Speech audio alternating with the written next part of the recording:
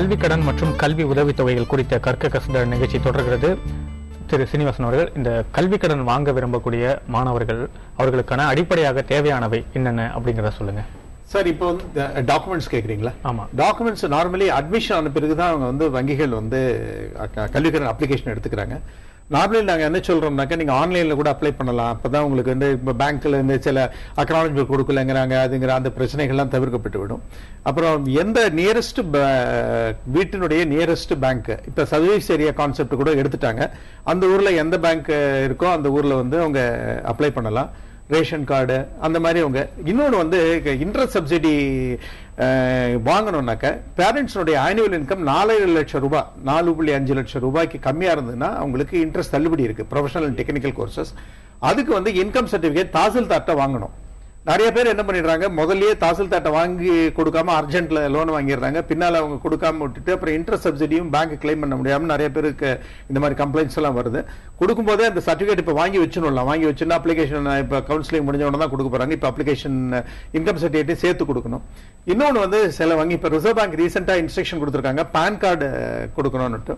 அது வந்து நிறைய நாங்க என்ன சார் கூலி வேலை தானே பாக்குறோம், எங்களுக்கு பான் கார்டு எதுக்கு அப்படின்லாம் கேட்கறாங்க. அது வந்து இந்தியா பூரா அதை ஸ்டாண்டர்டைஸ் பண்ணிட்டு இருக்காங்க. அது வந்து உடனடியாக கொடுக்கணுங்கிற தேவையில்லை. அட்லீஸ்ட் அடுத்த இன்ஸ்டால்மெண்ட் வாங்கும்போது இந்த கரன்சி ஒரு 2 வருஷத்துக்குள்ளேயான ஒரு பான் கார்டு வாங்குறதுல ஒன்னும் ஒரு பெரிய பிரச்சனை இல்லை. நான் டைரக்டா போனா 40 ரூபாயில ஒரு பான் கார்டு கிடைச்சிடும். அது வந்து இந்தியா பூரா ஆதார் கார்டு மாதிரி ஸ்டாண்டர்டைஸ் பண்றாங்க. இன்னொரு அமைப்பு ஒன்று இருக்கு, சிபில்னு ஒரு அமைப்பு இருக்கு. அந்த சிபில் அமைப்புல வந்து எல்லா பேங்குகளுடைய கடன்கள் பூரா அந்த சிபில் அமைப்புல வந்து ஒண்ணு வருது. அதுல PAN card is an identity. இப்ப ஒரு மாணவர் வந்து சரியா இங்க டிஃபால்ட் பண்ணலன்னா அது இன்னொரு பேங்க்ல வெளியூர்ல இங்க திண்டுக்கல்ல இருக்கிற ஒரு மாணவர் டிஃபால்ட் பண்ணாருன்னா ஸ்ரீநகர்ல இருக்கிற பேங்க்ல கூட அது பார்க்க முடியும், அந்த சிபில் கம்ப்யூட்டர்ல பாத்துற முடியும். பின்னால வந்து உங்களுக்கு தகராறு ஆயிடும். அதனால இப்ப அதுக்காக தான் அதெல்லாம் தவிர்க்கிறதுக்காக மாணவர்கள் வந்து டிஃபால்டர் ஆயிடக்கூடாது அப்படிங்கிறதுக்காக தான் இந்த மாதிரி ஒரு அமைப்பை கட்டுக்கோப்பா இருக்கிறாங்க. படித்து முடித்த பிறகு மாணவர்கள் வந்து உடனடியாக பேங்க்ல போய் அவங்களுக்கு இன்ஸ்ட்ரக்ஷன் கேட்கணும். நான் என்ன பண்ணணும், படிச்சு முடிச்சுட்டேன், இதான் என் சர்டிபிகேட், எப்படி கைட் பண்றீங்க. ஈவன் 10 வருஷம் ரீபேமெண்ட் கூட இப்ப கொடுக்குறாங்க. ஈவன் அதை கூட ஜாஸ்தி கேட்க கொஞ்சம் வேற ஏதோ இப்ப நிறைய ரிசெஷன் இருந்ததுன்னா இன்னும் கொஞ்சம் கூட ஜாஸ்தி ரீபேமெண்ட் எக்ஸ்டெண்ட் பண்ணலாம். இப்ப வந்து டெலஸ்கோபிக் 1000 ரூபாய் தான் என்னால் கட்ட முடியும்னா முதல்ல 1000 ரூபாய் தான் கட்டலாம். ஒருத்தர் கேட்டாங்க, கோர்ட்டுக்கு போயிட்டாங்கன்னு சொன்னாங்க. அந்த அளவுக்கு எல்லாம் விட வேண்டாம். அதை வந்து இவங்களே வங்கி லெவல்லே அதை முடிச்சுட்டு இந்த சிபில்ல வந்து உங்களுக்கு எந்த பிரச்சனையும் வராத மாதிரி இவங்க பாத்துக்க வேண்டியது ரொம்ப முக்கியமான விஷயம். தொடர்ந்து பேசுவோம்.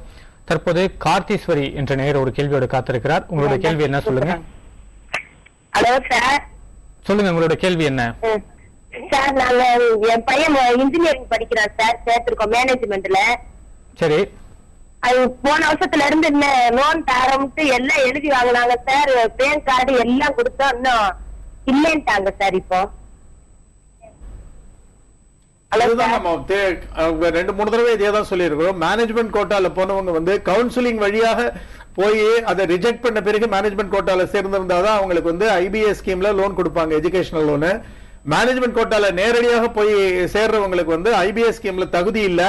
ஆனா வங்கிகள் தங்களுடைய ஸ்கீம்லயே நான் ஐபிஎஸ் ஸ்கீம்ல அவங்களுடைய வங்கிகளுடைய ஸ்கீம்ல லோன் கொடுக்கறதுக்கு அவங்க விருப்பப்பட்டால் கொடுக்கலாம். அதற்கு நீங்க போய் பேங்க்ல கேட்கலாம். ஆனா அதுக்கு செக்யூரிட்டி, ஜாமீன் எல்லாம் கேட்பாங்க. ஏன்னா இந்த ஐபிஎஸ் ஸ்கீம்ல தான் இந்த மாதிரி கன்செஷன் இருக்கு. நான் ஐபிஎஸ் ஸ்கீம்ல வந்து வட்டி தள்ளுபடி கூட கிடையாது. அதுதான் திருப்பி சொல்லிட்டு இருக்கிறோம். எல்லாரும் வந்து டைரக்டா மேனேஜ்மெண்ட் கோட்டால சேர்ங்கிறவங்களுக்கு வந்து ஐபிஎஸ் ஸ்கீம்ல லோன் கிடைப்பதுக்கு கஷ்டமாயிடும். தயவு செய்து இவங்க எல்லாரும் கவுன்சிலிங்க்கு போய் கவுன்சிலிங்ல வந்து உங்களுக்கு தேவையான கல்லூரிகள் கிடைக்கும். அப்படி கிடைக்கல அப்படின்னு சொன்னாக்க உங்களுடைய கோர்ஸோ காலேஜோ கிடைக்கலன்னா அதை ரிஜெக்ட் பண்ணிட்டு மேனேஜ்மெண்ட் கோட்டால பிற்பாடு சேர்ந்தீங்கன்னா உங்களுக்கு எலிஜிபிலிட்டி கிடைக்கும், அதுக்கு இன்ட்ரெஸ்ட் சப்சிடியும் கிடைக்கும். அடுத்தபடியாக சென்னையை சேர்ந்த இம்மானுவேல் என்ற நேயர் ஒரு கேள்வியோடு காத்திருக்கிறார். இம்மானுவேல், உங்களுடைய கேள்வி என்ன? ஹலோ சார், சொல்லுங்க, உங்களுடைய கேள்வி என்ன? என் பையன் வந்து +2 முடிச்சிருக்காங்க, 898 மார்க் வாங்கிருக்காங்க. ஹலோ, சரி. மேலே இது ஒன்று போட்டு கவுன்சிலிங் போட்டுக்கு சார். சரி. அடுத்தது ஒரே ஜமால்பூர்ல ஒரு கோர்ஸ் இருக்குன்னாங்க, ரயில்வே கோர்ஸ். சரி. அந்த கோர்ஸ் படிக்கிறதுக்கு வந்து என்ன படிக்கணும் அப்படின்னு கேள்வி. ஏன்னா வந்து நான் வடநாட்டுல இருந்தேன். ஜமால் +2ல வந்து நீங்க வந்து ஜெனரல் எபிலிட்டி வந்து ஒரு 200 மார்க்ஸ் இருக்கு. பிசிக்ஸ், கெமிஸ்ட்ரி பிளஸ் மேத்தமேட்டிக்ஸ், இது தான் எல்லாமே அப்ஜெக்டிவ் டைப் கொஸ்டின்ஸ் தான். 4 கொஸ்டின் கொடுத்து ஒன்று கேட்பாங்க. இங்க படிக்கிறதுக்கு வந்து மாசம் 9100 ரூபாய் ஸ்டைஃபன் தர்றாங்க. முடிச்ச உடனே நீங்க ரயில்வேல வந்து ஒரு மினிமம் பீரியட் நீங்க வந்து இது பண்ணணும். உங்களை எடுக்கும் போதே டிஆர்எம் லெவல்ல எடுப்பாங்க, ஏடிஆர்எம் லெவல்ல எடுப்பாங்க. குயிக்கா ஜிஎம்ஆ இவங்க தான் ப்ரொமோட் ஆக முடியும். ஜிஎம்லாம் ஆனீங்கன்னா ஒரு 5 ஸ்டார் ஹோட்டல் மாதிரி ஒரு சலூன் ஒரு கோச் தருவாங்க. அந்த கோச்ல வந்து உங்க சர்வெண்ட் ரூம் தனியா இருக்கும், எல்லாமே வந்து ஃபெசிலிட்டிஸ் இருக்கும். இதெல்லாம் நீங்க அந்த லெவலுக்கு என்ஜாய் பண்ணி இது பண்ணணும்னா ரொம்ப கஷ்டப்பட்டு படிக்கணும். படிக்கிறது நல்ல தரமான இன்ஸ்டிடியூஷன்ல போகணும். ஏன்னா நீங்க கல்வி அப்படிங்கிறது வந்து ஒரு கடல்ல நீங்க கட்டமரத்துல போற மாதிரி உங்களை விழுங்குறதுக்கு வந்து நிறைய சுறா மீன்கள் வந்து ரெடியா இருக்கு.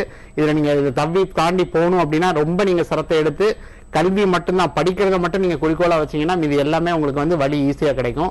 பட் இந்த மாதிரி நம்ம வந்து போய் நமக்கு வந்து சீட்டு ஈஸியா கிடைக்குது அது கிடைக்குது அப்படின்னா ஆல் இண்டியா பொறுத்த வரைக்கும் உங்களுக்கு மினிமம் 60% எடுத்திருந்தா போதும். அதுல நீங்க இந்த மாதிரி 1200க்கு 1100 வாங்கணும் அப்படிங்கிறதுலாம் கிடையாது. ஏன்னா நாங்க என்ன வந்து ஸ்ட்ராங்கா பிலீவ் பண்றோம்னா ஒரே ஒரு எக்ஸாமினேஷன் வச்சு உங்களுக்கு திறமை இருக்கு திறமை இல்லைன்னு சொல்ல முடியாது. நீங்க படிக்கிறத வந்து 3 மணி நேரத்துல நீங்க எப்படி வந்து திருப்பி ஞாபகப்படுத்தி அந்த எக்ஸாமினேஷன்ல அந்த ஹால்ல உங்க மைண்ட்ல எப்படி உங்க ஆர்டர் போகுது அதை எப்படி ரீகலெக்ட் பண்றதுங்கிறது யாருமே கேரண்டி கொடுக்க முடியாது. அதனால எல்லா கவர்மெண்ட் எக்ஸாமினேஷனும் எழுதுங்க. விண்ணப்பங்கள் வந்து ரொம்ப கம்மியான விலைகள் தான். அந்த இதுக்கெல்லாம் வந்து வெறும் 50 ரூபா தான் அப்ளிகேஷன். யூபிஎஸ்சி வந்து கண்டக்ட் பண்றாங்க. நிறைய பேர் இதுக்கு அப்ளை பண்றதே கிடையாது. இதெல்லாம் எழுதி பாஸ் பண்ணாலே மாசம் 9,100 ரூபா கிடைக்குது. ஃபெசிலிட்டிஸ் வந்து உங்களுக்கு ரொம்ப நல்லா இருக்கும். ரயில்வேல வந்து இதெல்லாம் வந்து நீங்க எழுதுறதுக்கு அகில இந்திய அளவில் நிறைய வாய்ப்புகள் இருக்கு. இதெல்லாம் நம்ம தமிழக மாணவர்கள் வந்து நிறைய தவற விடுகிறார்கள். அடுத்தபடியாக புதுக்கோட்டையைச் சேர்ந்த கார்த்திகேயன் என்ற நேயர் ஒரு கேள்வியோடு காத்திருக்கிறார். கார்த்திகேயன், உங்களுடைய கேள்வி என்ன? வணக்கம் சார், நான் கார்த்திகேயன் பேசுறேன் சார். வணக்கம், சொல்லுங்க, உங்களுடைய கேள்வி என்ன? என்னோட தங்கச்சி வந்து பெங்களூர்ல சிஎஸ்சி முடிச்சுட்டாங்க. முடிச்சுட்டு ஜெர்மன்ல ஹாம்பர்க் யூனிவர்சிட்டியில இன்ஃபர்மேஷன் இன்ஜினியரிங் படிக்கிறதுக்காண்டி லோன் அப்ளை பண்ணி எல்லாமே சாங்ஷன் ஆயிடுச்சு. லோன் வேல்யூ வந்து 10 லட்சம். இப்ப 10 லட்சத்துல சாங்ஷன் ஆனது வந்து 3 ஈவனா பிரிச்சு கொடுக்கறதா சொல்லியிருந்தாங்க. இப்ப என்ன பண்ணிருக்காங்க அப்படின்னா அவங்க கேட்ட டாக்குமெண்ட்ஸ் எல்லாமே நாங்க கொடுத்தாச்சு. அதாவது லோன் வந்து எங்களோட வீடு அடமானம் வச்சுதான் நாங்க கொடுத்துருக்கோம். அந்த வீடு அடமானம் 10 லட்சம் வேல்யூ போட்டிருக்காங்க. 3 ஈவனா பிரிச்சு கொடுக்கறதா சொல்லியிருக்காங்க. ஜெர்மனிக்கு போய் இப்ப ஃபர்ஸ்ட் செமஸ்டர் முடிஞ்சிச்சு, 7 மாசம் ஆயிடுச்சு. ஃபர்ஸ்ட் லோன் வந்து 3 லட்சம் கொடுக்கணும் சொல்லிட்டு 1.5 லட்சம் கொடுத்து மீது வந்து பிளாக் பண்ணிட்டாங்க. வீட்டு பட்டா இல்லாதனால பிளாக் பண்ணிட்டாங்க சார். இப்ப வீட்டு பட்டா கொடுத்து அவசியம் கொடுக்கணும்னு சொல்லியிருக்காங்க. நாங்களும் வந்து பட்டாவை தாண்டி எவ்வளவு ட்ரை பண்றோம், கிடைக்க மாட்டேங்குது.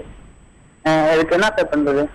சார், பேங்க்ல லோன் சாங்ஷன் பண்ணிட்டாங்க. அதுக்கு டாக்குமெண்டேஷன் ப்ரொசீஜர்ஸ் நீங்க செஞ்சாக வேண்டியிருக்கும்.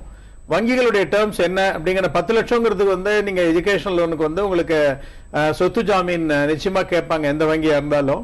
அதனால நீங்க வந்து வங்கிகளோடய தான் நீங்க டிஸ்கஸ் பண்ணி அதனுடைய சொல்யூஷன் நீங்க கேட்க முடியும். ஏன்னா இதுக்கு வந்து ரெடிமேட் சொல்யூஷன் கொடுக்க முடியாது. ஏன்னா அவங்க தான் டேர்ம்ஸ் ஆஃப் சாங்ஷன் கொடுக்குறாங்க. இல்ல வேற சொத்து கொடுக்கலாம், இல்ல வேற ஏதாவது ஆல்டர்னேட்டிவ். ஒன்லி வங்கி டிபார்ட்மெண்ட் தான் உங்களுக்கு, லீகல் டிபார்ட்மெண்ட் தான் உங்களுக்கு ஹெல்ப் பண்ண முடியும்.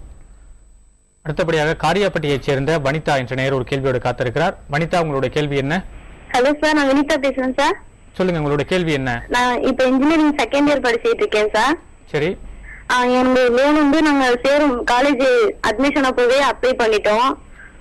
அவங்க இன்னும் ரெண்டு வருஷம் ஆக போகுது. எங்களுக்கு வந்து ஏற்கனவே விவசாய கடன் இருக்குதுங்க சார், அதே பேங்க்ல, கனரா பேங்க். அது சரி.